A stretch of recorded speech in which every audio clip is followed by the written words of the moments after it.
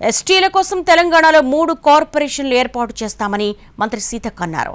నిర్మల్లో శ్రీ సంత్ సేవాలాల్ 286వ జయంతి ఉత్సవాల్లో ఆమె పాల్గొన్నారు. ఈ సందర్భంగా కొమరం భీం సేవాలాల్ ఏకలవ్య కార్పొరేషన్లను ఏర్పాటు చేస్తున్నట్లుగా తెలిపారు. మైదాన ప్రాంతం సైతం ఐటీడీఏలో ఏర్పాటు చేసి ఆ ప్రాంత గిరిజనులకు అభివృద్ధికి ఫలాలు అందేలా చేస్తామన్నారు.